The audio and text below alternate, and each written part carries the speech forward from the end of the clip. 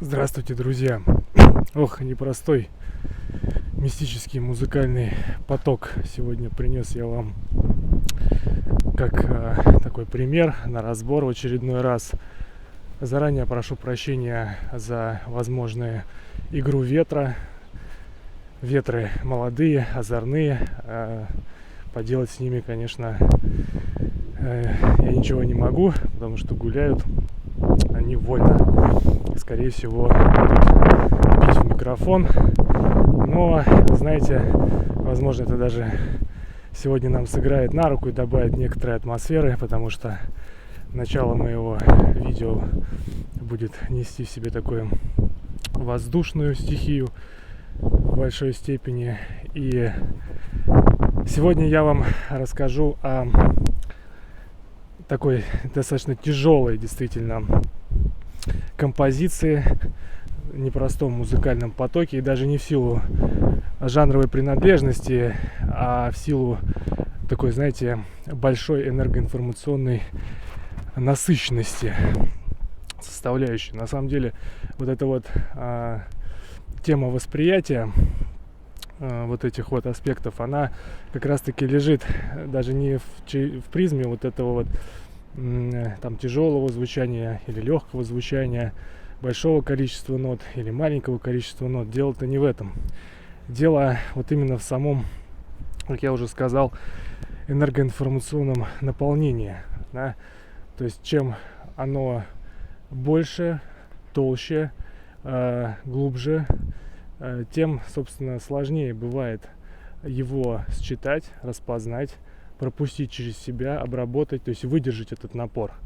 То есть, возможно, сегодня я понимаю, что буду не понят в очередной раз многими, и, возможно, потребуется несколько приложить усилий для того, чтобы на практике несколько ощутить то, о чем я говорю. Композиция одной из моих любимых шведских команд, группа In Flames, и композиция эта называется Take This Life. Это, в их дискографии, наверное, одна из самых действительно таких жестких композиций. И пусть вас не пугает в начале вот это такой резкий срыв с места в карьер, потому что зубодробительное начало, но оно несет в себе вот такая вот подача, она несет в себе такой определенный смысл. Сейчас постараюсь вам его раскрыть. Значит, хочу отметить то, что пусть вас не смущает, что название коллектива такое несколько огненное, да, In Flames. На самом деле, творчество этого коллектива, вот эти потоки, которые он несет, у меня чаще всего всегда ассоциируется именно со стихией воздуха. Это мое субъективное такое ощущение. И вот эта композиция Take This Life, она как бы является таким ярким тому, на мой взгляд, ураган, торнадо, мощь стихии воздуха, толща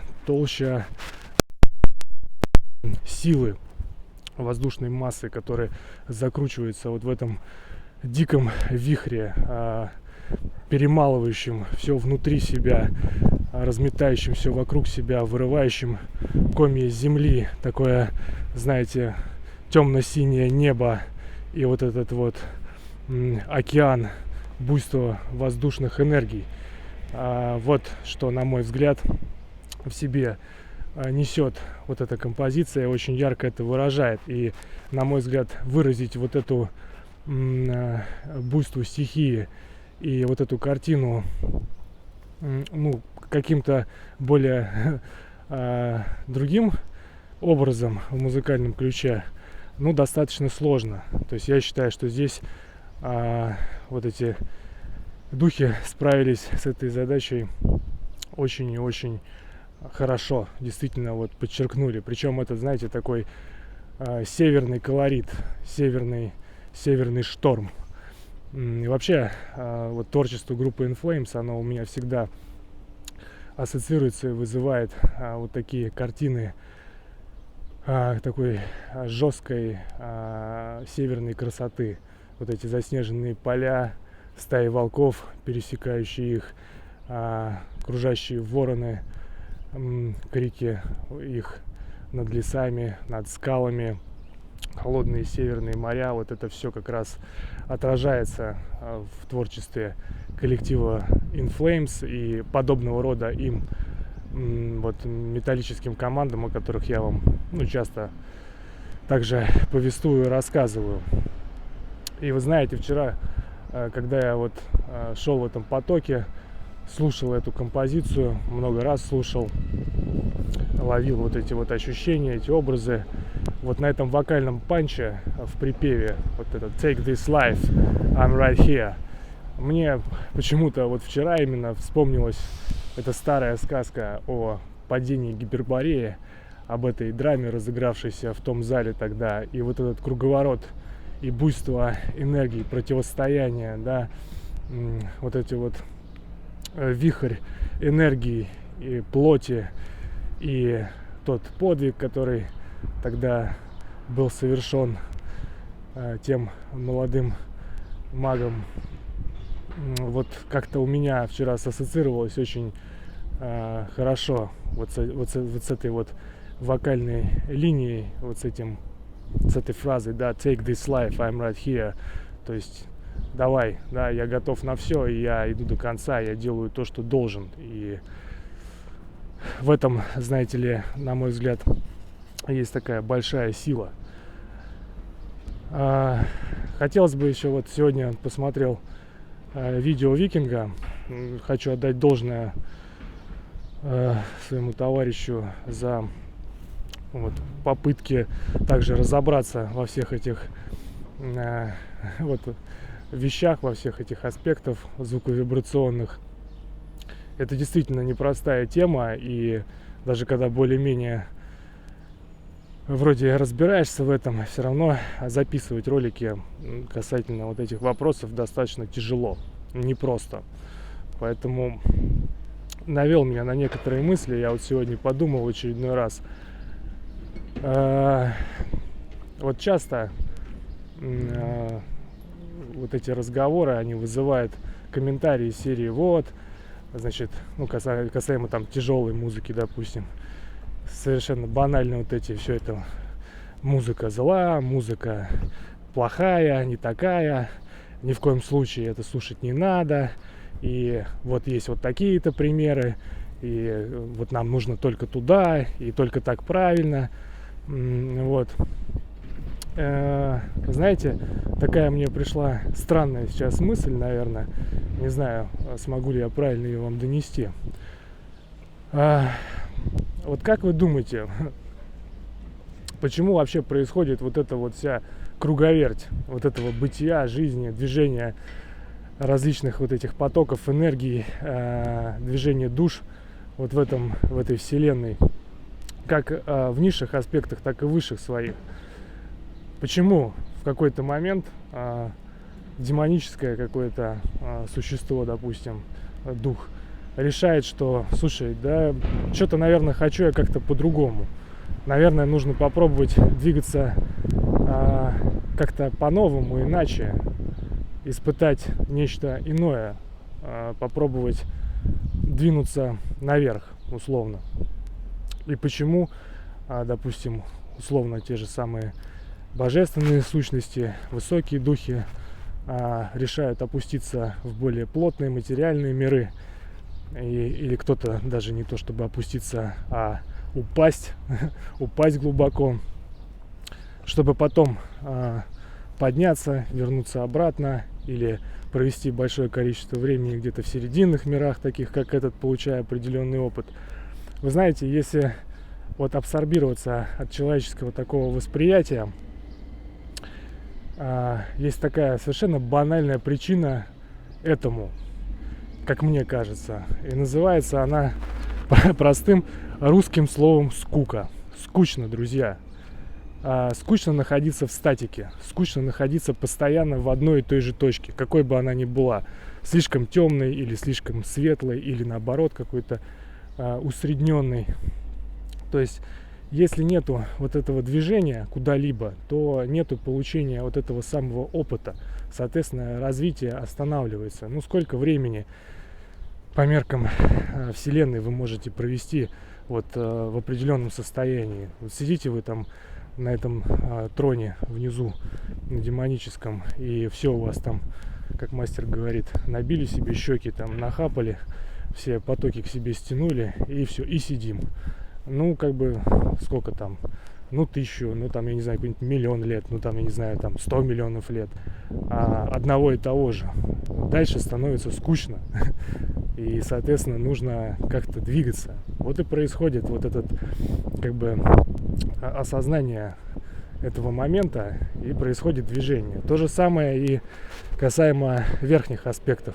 Чтобы получать опыт, чтобы было интересно, чтобы было развитие, также сидя наверху где-то и в такой неге, в этой самой там нирване, условно, сколько вы так можете просидеть бездействия? А ведь вот этот жизнь кипит, духи получают опыты, происходит вот это вот постоянное движение, перетурбация, и душа также хочется ринуться вот в этот круговорот, испытать новых ощущений, вобрать в себя вот этих самых новых опытов, увеличить, утяжелить свою бытийную массу.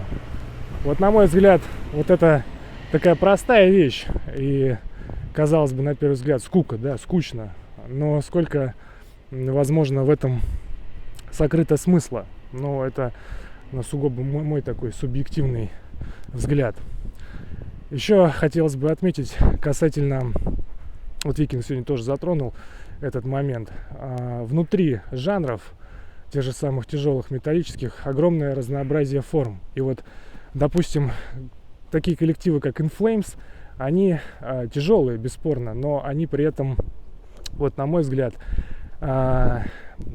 стихийные. То есть это тяжесть, которая основана на силе и мощи стихий. То есть это, вот как я вам описывал уже, мощь водопада, вот ураганного ветра, возможно, какого-то полыхающего там пламени, пожара, или там землетрясение, извержение вулкана. То есть вот такие команды, они больше отражают вот этот аспект. Сила стихий. Не демонизм в каком-то своем чистом виде.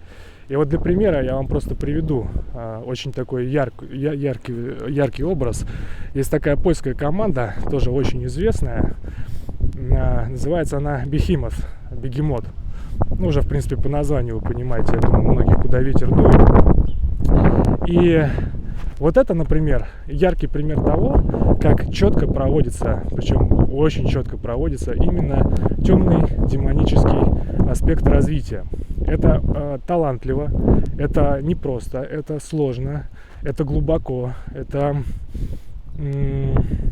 такие глубокие тексты, основанные на знании, это чувствование. И вот лидер коллектива, вот я вам как-то говорил, помнится, было у меня видео там, одно, наверное, из первых давно, что происходит с темными. И я как раз-таки вот имел в виду Адама Дарски, Нергал. Это лидер этого коллектива. И это очень непростой дух и очень сильный дух. И вот у меня вызвало непонимание тогда его вот эта сдача, скажем так, своих каких-то, пусть даже демонических, вот этих воззрений на жизнь в угоду вот той ситуации, которая вот последние годы разворачивается в нашем мире. Мне было удивительно наблюдать, как вот, на мой взгляд, это падение, да, произошло. То есть он просто, обладая действительно огромным ресурсом, пусть даже темным, сдал свою силу, как мне тогда показалось. Я продолжаю наблюдать за его, скажем так, вот этим путем. Он мне действительно интересен. Но я чувствую, что ни к чему хорошему это в итоге, возможно, не приведет. Но вот здесь это вот как раз-таки очень яркая линия, очень яркий поток, четкий поток, именно темный, как есть. Я думаю, что не составит для вас, если вы вдруг проявите интерес и решите изучить вот этот тоже вопрос, почувствуете, понять, о чем я говорю. При всем при этом хочу, кстати, заметить, насколько, опять же, все неоднозначно. У вот этого Адама, у него есть еще одна команда, которая называется Me and That Man, и там он играет совершенно другую музыку. И еще один важный аспект. Вот этот самый темный, а он действительно темный, только грамотный темный, он не как бы не замыкается в своем вот этом творческом восприятии мира только на том виде творчества, которое воспроизводит он. То есть он слушает огромное количество разной музыки, различной, и светлой в том числе, и получает от нее также удовольствие. Понимаете, да? И когда мы говорим о том, что вот это, значит, хорошо, а вот это плохо, а это имеет право на существование, а это не имеет, и я вот чувствую, вижу так, и значит, это только так и больше никак иначе, или я что-то отрицаю, или я боюсь чего-то посмотреть и что-то попробовать воспринять, проанализировать, пропустить и разобрать какой-то вопрос. Не кажется ли вам, что это и есть то самое одно из проявлений гордыни и эгоцентризма? Гордыня и эгоцентризм, я думаю, что вы понимаете, она относится, именно если брать темный аспект, все-таки к более демоническим проявлениям. Вот я бы на месте людей, рассуждающих в подобного рода ключе, расставляющим какие-то стереотипные рамки, задумывался бы вот над этим вот моментом. Вот такая вот у меня сегодня, я уверен, сумбурная опять беседа. Темы непростые. Осознанно иду на их обсуждение, потому что, таков, наверное, мой поток. И раз уж так получилось, то приходится об этом говорить. 17 минут, наверное, почти 18. Понятно. Обречено на провал. Мало кто, наверное, досмотрит. Ладно, я благодарю вас, друзья. Хорошего вам дня. Может быть, кому-то каких-то мыслей для размышления подкинул.